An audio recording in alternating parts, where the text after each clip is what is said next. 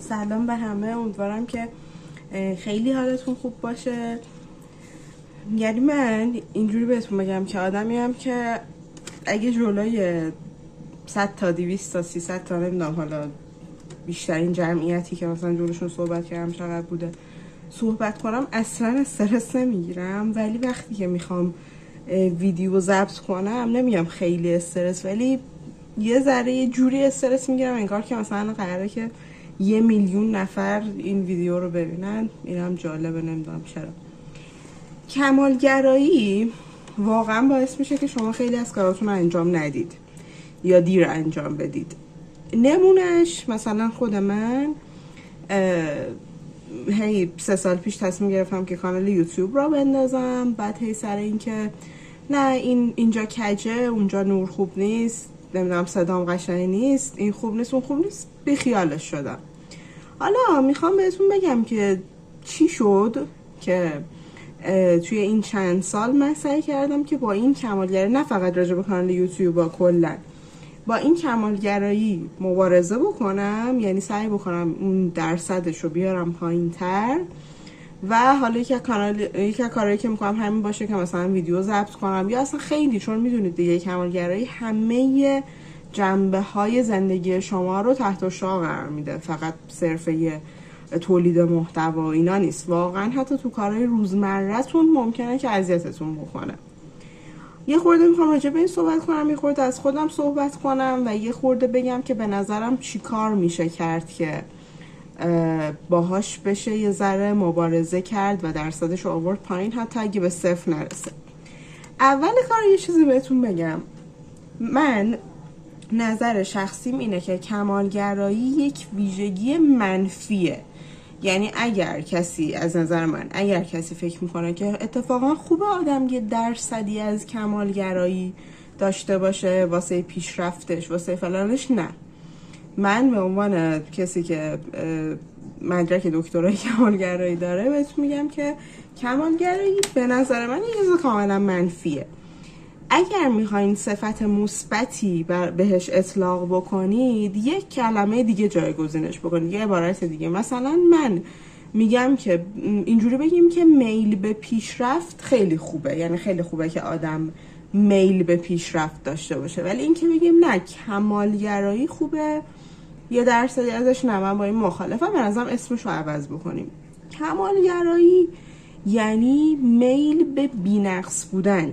خب یعنی این که تو برای تمام کارهایی که میخوای بکنی استانداردهای بالا تعریف بکنی. یعنی چی؟ یعنی که میخوام درس بخونم، باید نور اتاقم، سکوتش، نمیدونم میزم، ارتفاع میز و صندلیم، فلانم، کتابم، هایلایترم، همه ابزاری که مثلا من باش درگیرم باید تو حالت ایدئال خودش باشه که من درس بخونم. میخوام ویدیو بگیرم، همه چی تو حالت ایدئال خودش باشه که من ویدیو بگیرم. میخوام برم بیرون، به لحاظ ظاهری حالا هر چیزی، همه چی در حالت ایدئالش باشه که من برم بیرون. میخوام با یکی دوست بشم، همین. خب این استانداردهای بالا تعریف کردن، این میل به بی‌نقص بودن باعث میشه که شما یه سری کار رو هیچ وقت شروع نکنید، نصف رهاشون کنید و فقط به خاطر اینکه اون استانداردها رو موفق نمیشید که به اون حدی که دلتون میخواد انجام ندید، در نهایت موفقم نمیشید، چون اصلا کارا رو شروع نمیکنید یا اصلا ولش میکنید. خب یه چیزی همین اول بهتون بگم، بیشتر چیزایی که من تو این ویدیو میگم واقعا از اصلا نه یادداشت خاصی نه چیز خاصی دارم، بیشتر واقعا چیزایی که خودم تجربهش کردم و یه پادکستی از دکتر مکری من چند سال پیش گوش کردم که یه سری بخشش واقعا تو ذهنم هست. اگه شما هم پادکست رو گوش دادید یا بعدا حالا ممکنه که گوش بدید احساس کردید که یه جاهای شبیه اون هست، همین اول بگم که خدا نکرده سوء تفاهمی پیش نیاد. قطعا یه سری بخشاش که هنوز یاد من هست ممکنه که توی این ویدیو استفاده بشه. حالا آدمایی که کمالگران چند تا کار مختلف میکنن، خب یعنی چند تا دسته مختلفن. یه وقتایی تو فقط این کمالگرایی رو معطوف به خودت نگه میداری. خب یعنی چی؟ یعنی اینکه تمام این استانداردهای بالا، تمام این میل به بی‌نقص بودن، همون پرفکشنیزم، همه اینها رو معطوف خودت نگه میداری و با بقیه کاری نداری. من باید اینجوری باشم، باید اونجوری باشم، باید فلان باشم، این معطوف خودته. یه وقتهایی یعنی یک دسته آدم کمالگرا وجود دارن که این کمالگراییشون معطوف به دیگرانه. خب وقتی که معطوف به دیگرانه کار براشون سخت‌تر میشه. یعنی این که میخوان با یه کسی دوست بشن، نمیتونن، چون اون تمام استانداردهای دوستی که اینا میخوان رو براشون برآورده نمیکنن. میخوان با یه کسی آشنا بشن، مثلا ملاقات کنن، چیز کنن، برای خودشون پارتنر انتخاب کنن، ببخشید برای خودشون یار انتخاب کنن، چون یار خیلی کلمه قشنگیه تو فارسی، از پارتنر خیلی قشنگ‌تر از این استفاده کنیم. یعنی برای اون یار خودشون هم مثلا میگن که این مثلا 5 سانت قدش از چیزی که مثلا ایدئال منه کوتاه‌تره، یا نمیدونم این مثلا چهرهش اینجوری، یا مثلا درآمدشون قدی که من میخوام نیست، یا مثلا خانوادهشون جوری که من میخوام نیستن، محل زندگیشون جوری که باید باشه نیست. یعنی یه سری استانداردهای بالا تعریف کردن برای دیگران که اینجا میاد کار رو دیگه خیلی سخت میکنه. یعنی میبینی که مثلا داری توی روابط بین فردی دیگه به مشکل میخوری، اصلا نمیتونی به کسی دوست بشی، نمیتونی کسی به عنوان همسرت انتخاب بکنی و این خیلی بده. خب یه سری آدم دیگه هستن که حالا خودشون رو میخوان از خودشون راضی نگه دارن به کنار، ممکنه که بخوان بقیه هم استانداردشون رعایت کنن به کنار، میخوان جامعه رو از خودشون راضی نگه دارن. خب ببخشید، یعنی این که میگن من باید استانداردهایی داشته باشم که جامعه فقط در مسیر تایید کردن من جلو بره. یعنی من باید جوری لباس بپوشم که رفتم بیرون همه که مثلا دارن من نگاه میکنن مثلا بگن ایول مثلا دمش گرم، شاید خوش استایله. جوری من باید صحبت بکنم که هر کسی صحبت منو شنید بگه که چقدر قشنگ صحبت میکنه. درجات علمی و تحصیلی من باید جوری باشه که جامعه من رو مثلا به عنوان یک کسی که منتخبه، به عنوان یک کسی که لولش مثلا بالاه توی جامعه در نظر بگیره. ببینین هر کدوم از این نوع که شما باشید 1% از آسیب رو داره. خب اما هر چقدر این کمالگرایی درونی تر باشه آسیبش میشه گفت شاید کمتر باشه براتون. هر چقدر که بیاد بیرونی تر باشه، چه حالا راضی کردن جامعه از خودتون، چه اینکه استانداردهای بالا تعریف بکنید برای اطرافیانتون، میتونه آسیبش برای شما بیشتر باشه. چون به نظر من شما تا یه حدی بالاخره میتونید خودتون رو کنترل بکنید، بالاخره میتونید اون بک‌گراندی که دوست دارید و مثلا درست بکنید، ولی شما نمیتونید آدمای جامعه رو طور تغییر بدین که بیان مطابق الگوهای شما باشن و مثلا شما بتونید از بینشون دوست انتخاب کنید، بتونن مطابق الگوهای شما باشن، شما مثلا بتونید از بینشون همسر انتخاب بکنید. خب بنابراین اگر این کمالگرایی حس میکنید که خورده بیرونی شده درونتون، اصلا از اول بیرونی بوده، اینو حتما باید شما یه فکری به حالش بکنید. حالا آدمای کمالگرا چی کار میکنن؟ مخصوصا اونایی که کمالگراییشون بیرونی شده، سعی میکنید، یعنی اگر آدمای کمالگرایی هستید، سعی میکنید عیب و نقص‌های خودتون رو به بقیه نشون ندید. مثلا من اینجام یه مشکل پوستی داره، خیلی برام مهمه که کسی نفهمه، چون اگر کسی بفهمه میفهمه که من کامل نیستم، میفهمه که من هم عیب و نقصی دارم. چیکار میکنم؟ همیشه مثلا میام یه چیز آستین بلند میپوشم، همیشه سعی میکنم جوری خودم رو نمایش بدم که کسی متوجه اون ایراد من نشه. خب همینجا یه لحظه وایسیم. پس من اگر بخوام مقابله بکنم با کمالگرایی، چیکار میتونم بکنم؟ میتونم از این شروع بکنم که حداقل مثلا یه حلقه دوستی، یه حلقه صمیمی که اطراف من هست متوجه عیب و نقص من بشن. خب حالا این میتونه یه چیز ظاهری باشه، میتونه یه چیز اخلاقی باشه، میتونه یه چیز خانوادگی باشه. مثلا خب همه ما واقعا ممکنه آدمای امنی، آدمای صمیمی تو زندگیمون داشته باشیم که یه مشکلی داریم، یه مسئله خانوادگی، حالا هر چیز، مشکل اخلاقی، هر چیزی که داریم بریم باشون در میون بذاریم. آدمای کمالگرا این کارو نمیکنن چون نمیخوان اون تصویر ذهنی که از خودشون توی ذهن بقیه ساختن خراب بشه. اوکی، چیکار میشه کرد؟ یه حلقه امنی رو پیدا کرد، یعنی یه آدمی که فکر میکنیم که میتونه به حرفای ما گوش بده، دوستمونه، فامیلمونه، اصلا میریم مثلا پیش درمانگری چیزی، بیایم راجع به اون عیب و نقص ها آروم آروم باهاشون صحبت بکنیم. مثلا فلانی میدونستی که من مثلا پدرم مثلا از مادرم جدا شده، مثلا میدونستی که ما بسیار مشکلات خانوادگی داشتیم. این تلاش به این که بیایم عیب و نقص هامون رو در حد عادی، نه حالا این که بریم بشینیم کلا همه چیو تعریف کنیم، ولی تلاش برای این که این عیب و نقص ها رو بخوایم نشون بدیم به دیگری، به حالا یه حلقه مورد اعتمادمون، میتونه از درصد کمالگراییمون کم بکنه. وقتی شما این کار رو میکنید، وقتی شما یه بار، دو بار، چند بار مثلا یه جوری لباس میپوشید که اون ایراد مثلا اندامیتون، ظاهریتون، پوستیتون رو بقیه ببینن، از اون درصدی که فاجعه آمیز میکنید قضیه رو که او اگه اینا بفهمن که مثلا اینم اینجوری میشه اونجوری میشه، کم میشه. چون میبینید که قرار نیست که همه زوم کنن رو شما، دقت بکنن، مثلا میگن که او مثلا دستشو نگاه کن اینجوریه، مثلا سوخته، نمیدونم مثلا فلانشو نگاه کن اونجوری شده.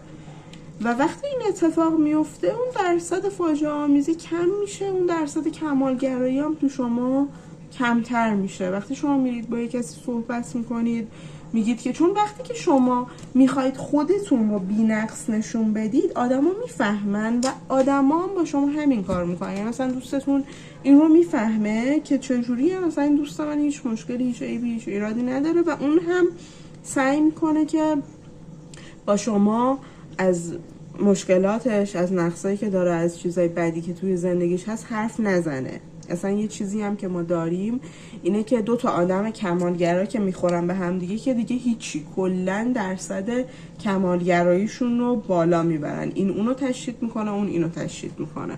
توی مثلا زوج‌ها این خیلی دیده میشه که وقتی دو نفرشون هم کمالگران دیگه اصلا خیلی آسیب‌زا میشن.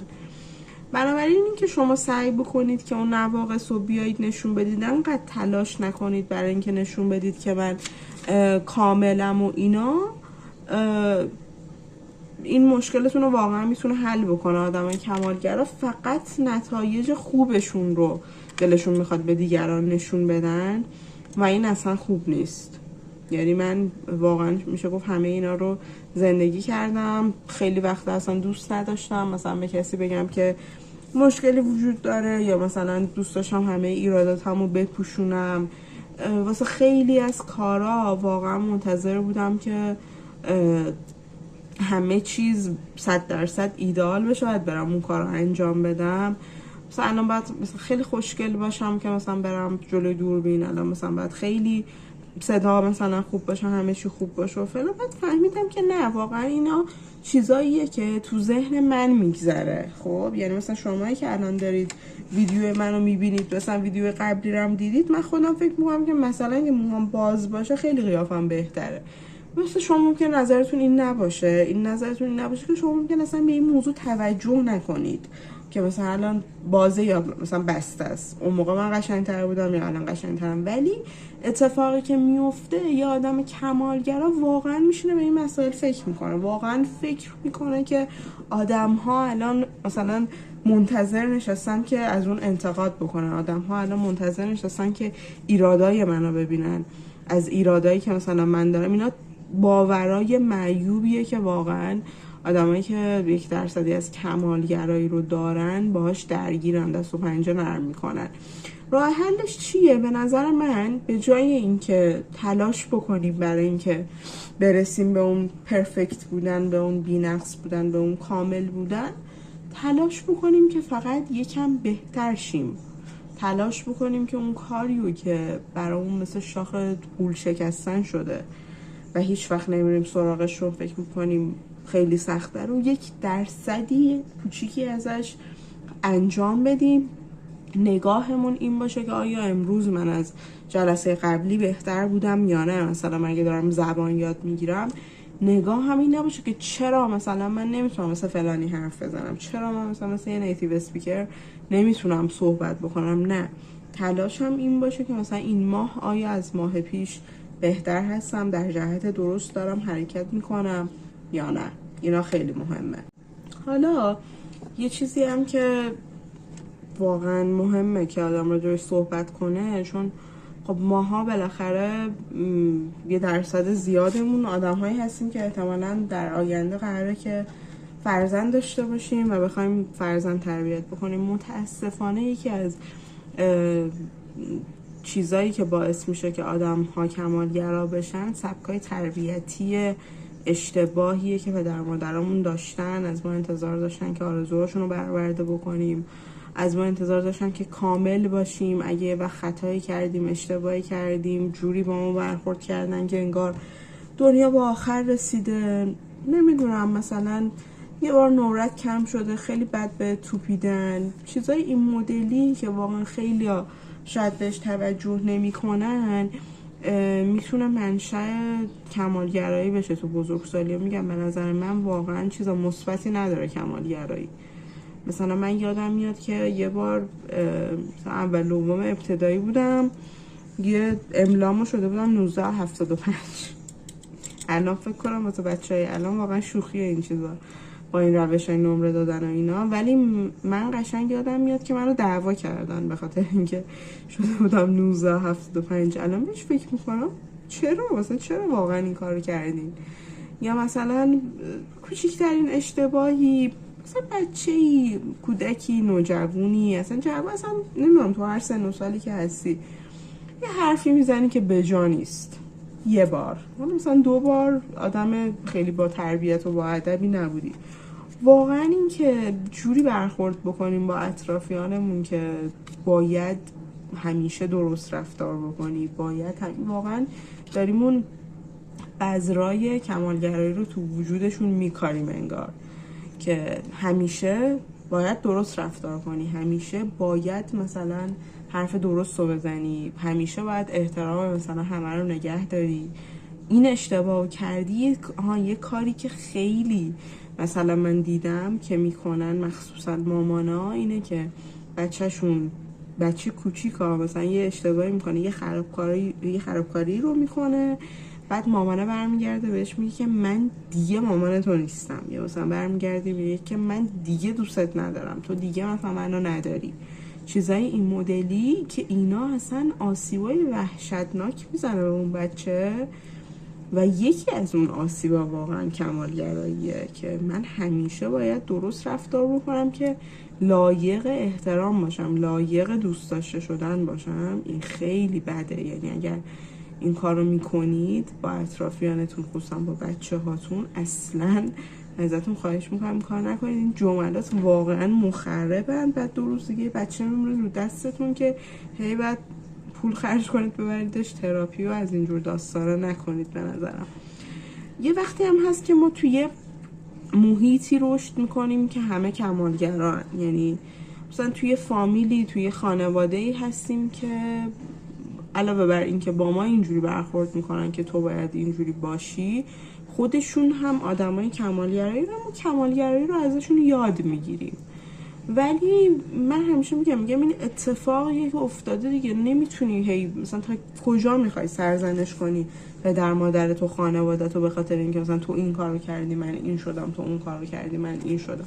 بالاخره یه جایی ما الان به این آگاهی رسیدیم که این اتفاق برامون افتاده دیگه، به هر دلیلی اینجوری شدیم و باید باش مقابله بکنیم. حالا خانواده و تو ایران قربونش برم، خانواده و اینا همه یه طرف سیستم آموزشی مثلا افتضاحی که ماها تجربه کردیم، اون نوع برخورده مثلا مربی‌ها، معلم‌ها، مدیرا و خلاصه همه اینا باعث شده که درصد زیادی از ما واقعا کمالگرا باشیم، که میگم از نظر من چیز منفیه و امیدوارم که آدما سعی بکنن که درستش بکنن، کمترش بکنن و یه کاری بکنن. یعنی شما به محض اینکه یه کاری رو شروع میکنید، میگم اون باوری که باید بهترین باشم بذارید کنار، باور این که باید بهتر باشم نسبت به قبل رو بیاید جایگزینش بکنید، نسبت به قبل خودم، نه به نسبت به قبل همه.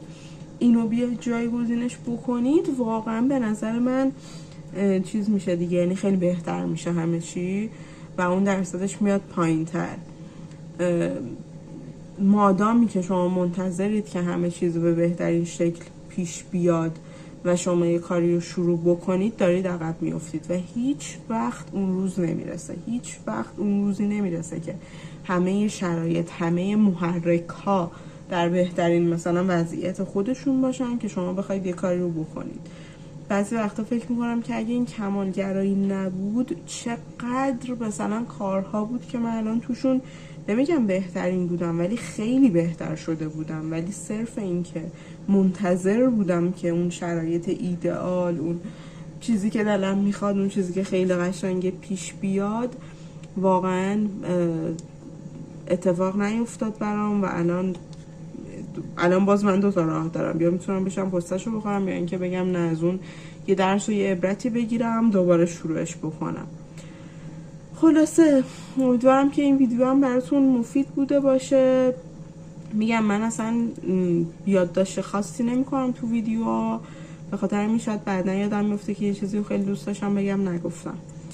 حالا انشالله که همین چیزایی که دوست داشتم رو گفتم. شما هم اگه نظری دارید واقعا خوشحال میشم اینجا بنویسین. دمتون گرم که ویدیو رو نگاه میکنید. نمیدونم اینو گفتم یا نه، ولی این سری من اصلا به کسی نگفتم که ویدیو دارم شیر میکنم، اصلا برای کسی لینک و اینا نفرستادم. به خاطر همین دونه دونه ویوهایی که میخوره واقعا خیلی برام ارزشمنده، چون میدونم که کسی رو مجبور نکردم که کلیک کنه ویدیوی من که حالا ویو بخوره. این برای من خیلی واقعا ارزشش زیاده.